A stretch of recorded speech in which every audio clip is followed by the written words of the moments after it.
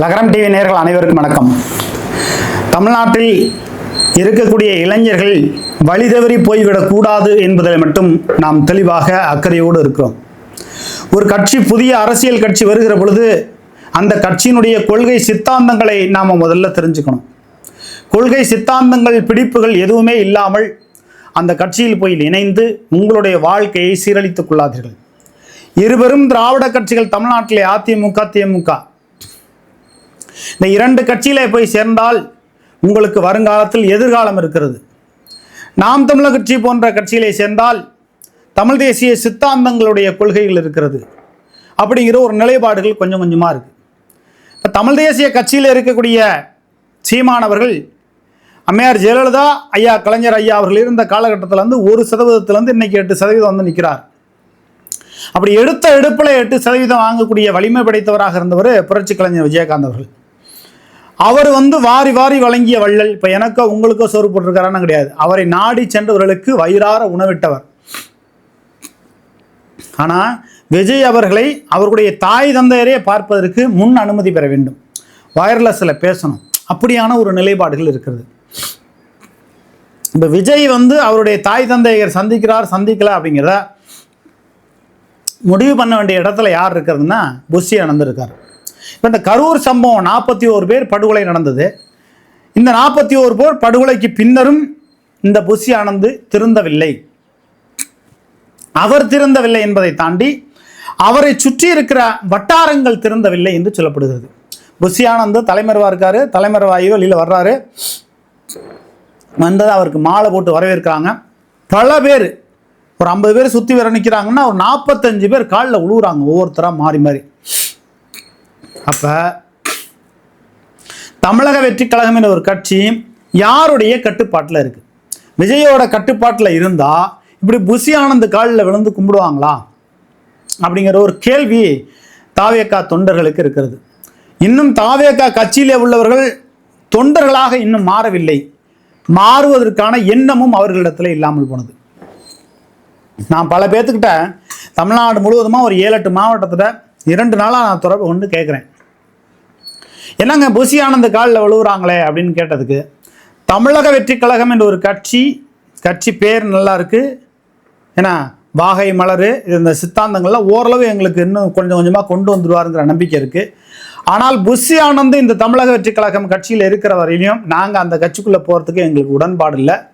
நாங்கள்லாம் ஏதோ ஒரு ஹவாவில் ஒரு ஆசையில் நாங்கள் போனோம். தளபதின்னு நாங்கள் சின்ன வயசுலேருந்து படம் பார்த்துருக்கோம், ரசிச்சிருக்கோம்.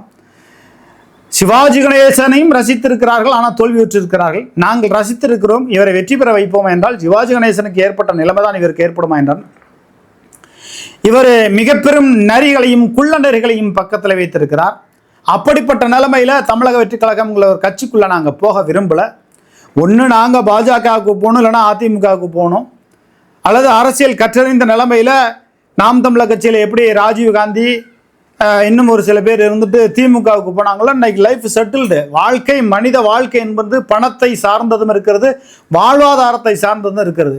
விஜய் வாழ்க, அஜித் வாழ்க, அஜித் வாழ்கன்னு சொல்லிட்டு போறீங்களே, நீங்கள் எப்போ வாழ போறீங்கன்னு அஜித் கேட்குறார். நடிகர், உன்னதமான ஒரு நடிகர். அதுபோல் விஜய் ரசிகராக இருக்கக்கூடியவர்கள் உங்களுடைய சொந்த பணத்தை இழந்து, உங்களுடைய சுயமரியாதை இழந்து, உங்களுக்கு உங்கள் மேலே இது எஃப்ஐஆர் கேஸோ உங்களுக்கு ஒரு பிரச்சனைன்னா அந்த இடத்துல கட்சி நிற்காது. ஏன்னு கேட்டிங்கன்னா, புஷி ஆனந்த் தலைமறைவு, ஆதவ அர்ஜுன் தலைமறைவு, நிர்மல்குமார் தலைமறைவு. இப்போ இவர்களெல்லாம் தலைமறைவு என்கிற பொழுது உங்களை யார் காப்பாற்றுவார்கள்? அதனால தான் சொல்லுகிறோம், தமிழக வெற்றி கழகம் என்ற ஒரு கட்சி அது எப்பொழுது கட்சியாக வருகிறதோ, எப்பொழுது புஷி ஆனந்த் பாண்டிச்சேரிக்கு மாநில செயலாளராக இருக்கிறாரோ, எப்பொழுது ஆதவ அர்ஜுன் இந்த கட்சியிலே இல்லாமல் போகிறாரோ, எப்பொழுது நிர்மல்குமார் சுய நினைவுகளோடு, அதாவது புஷி ஆனந்த் கட்டுப்பாட்டுக்குள்ளெல்லாம் இல்லாமல் இவர் தனிப்பட்ட திறமையில் சித்தாந்தங்கள் அதிமுக பாஜக கட்சியில் இருந்தவர் நல்லா செயல்படணுங்கிற ஒரு எண்ணத்தில் அவர் வர்றாரோ, அப்படிலாம் இருக்கும்போது தமிழக வெற்றி கழகம் என்கிற கட்சிக்குள்ளே போங்க. கமல் அப்படி தான் டார்ச் லைட் பிடிச்சிட்டு வந்தார். என்னாச்சு? கடைசியில் திமுகட்ட போய் சரண்டர் ஆகிட்டார். அப்போ தமிழக வெற்றி கழகம்ங்கிற கட்சிக்குள்ளே இருக்கிறவங்க பல பேர் என்கிட்ட பேசுறது என்னன்னா, இவங்களை நம்பி எப்படிங்க நாங்கள் போகிறது? எப்படி போகிறது? 41 பேரை இறந்த நிலைமையில் விஜய் அன்னைக்கு எல்லாத்துக்கும் வந்து ஒரு வீடியோ போடுறாரு, ஒரு 2 நிமிஷம் வீடியோ போடுறாரு. இப்போ தமிழகம் முழுவதும் இருக்கக்கூடிய நமது கழகத்தில் வெற்றி கழகத்தில் இருக்கக்கூடியவர்கள் அனைவரும் அவங்கவுங்க வீட்டில் ஒரு கொடியை ஏற்றி அரை கம்பத்தில் கொடியை ஏற்றி வைங்க.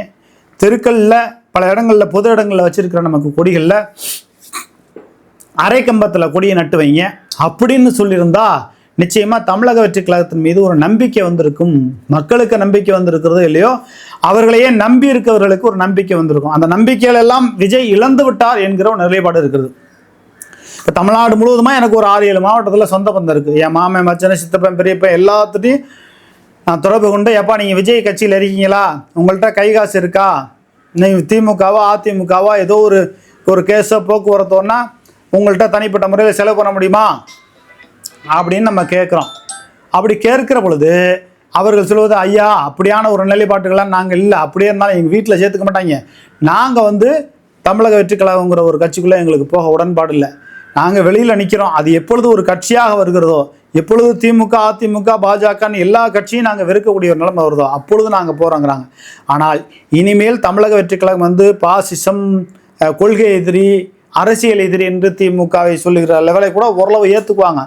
ஏன்னா திமுக வெறுப்பு ஓட்டுகள் வேறு பக்கம் வரலாம். ஆனால் இவர் பாஜக பக்கம் போய் நிற்கிறதும் பாஜகவுடைய அடிமையாக இருக்கக்கூடிய ஒரு நிலைமை போனதுக்கான காரணம், முழு காரணம் இந்த லெவலுக்கெல்லாம் கொண்டு வந்து வச்சது காரணம் ஜனநாயகங்கிற ஒரு படம். ஜனநாயகம் படத்தோட விஜயோட அரசியல் வாழ்க்கையும் முடிஞ்சு போயிடும், சினிமாவும் முடிஞ்சு போயிருமா அப்படின்னா கிடையாது. 2026க்கு பிறகு நிச்சயமாக கதை கேட்டுக்கிட்டு இருக்காரு விஜய். தாம் பிடிச்ச மொசலுக்கு 3 காலுங்கிறாரு, 2 காலில் தான் மொசல் இருக்குங்கிறாரு. அதனால் அவர் 2026க்கு பிறகு அவர் சினிமாவிலே நடிப்பார். அதைத்தான் விஜய் ரசிகர்கள் விரும்புகிறார்கள்.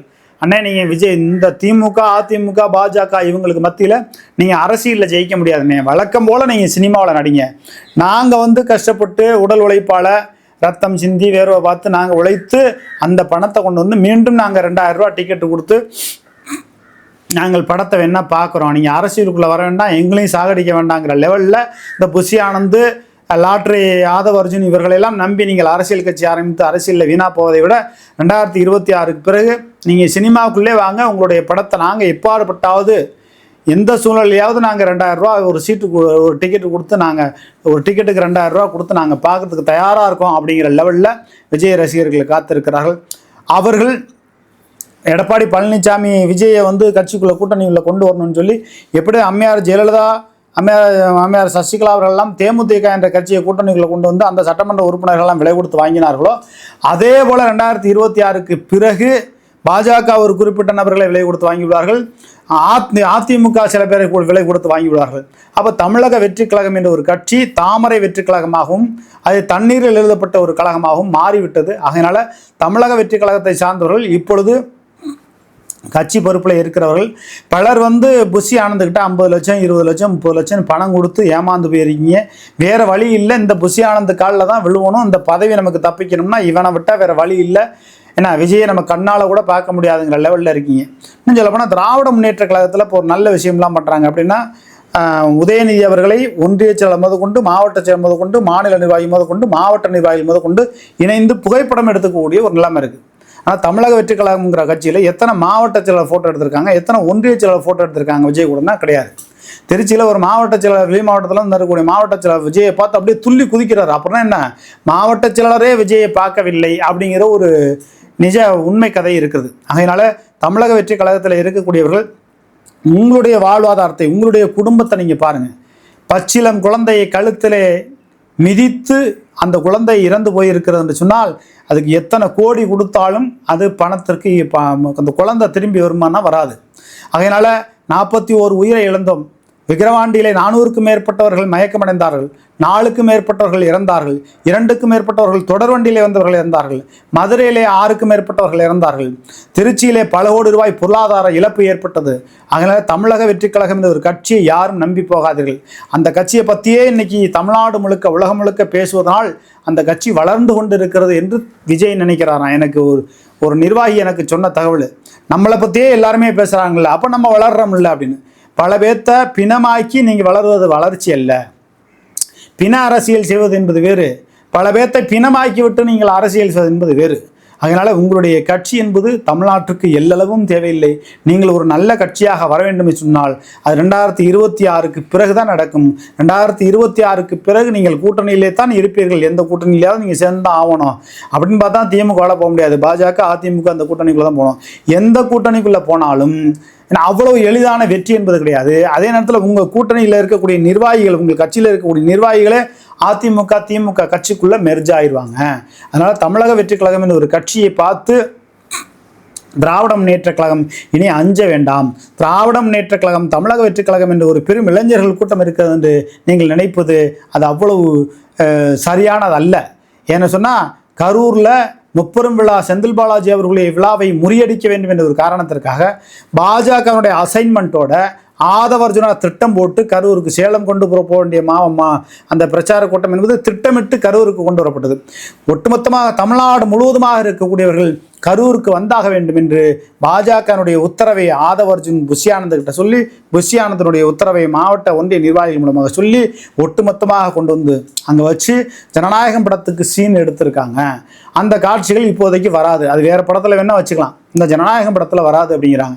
அதே நேரத்தில் விஜய் என்ன சொல்கிறாங்கன்னா, நம்மளை பற்றி தானே தமிழ்நாடு முழுக்க உலகம் முழுக்க பேசுகிறாங்க, அப்போ நம்ம கட்சி வளரத்தானே செய்யுது. அப்போ அதிமுக கிட்ட நாங்கள் ஒரு முன்னாடி 117 கேட்டோம், இப்போ இருக்க சூழ்நிலையில் ஒரு 60 கேட்போம்னு. 60ல் 6 கூட தேராது. அதே நேரத்தில் நான் சொல்கிறது எத்தனை தேருது தேரல.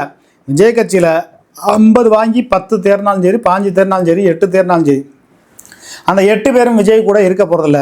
கண்டிப்பாக அதிமுக, பாஜக கூட மெரிசாயிருவாங்க. ஆனால் தமிழக வெற்றி கழகத்தில் கட்சியில் இருக்கக்கூடியவர்கள் உங்களுடைய சொந்த கைகாசு போட்டு செலவு பண்ணாதீங்க. அது யானை வாயில் போன கரும்பு மாதிரி 10 பைசா திரும்பி வராது. உங்கள் மேலே வழக்கு கிழக்குன்னு எது வந்தாலும் புஷி ஆனந்தோ ஆதவர்ஜுனோ யாரும் வரமாட்டார்கள்.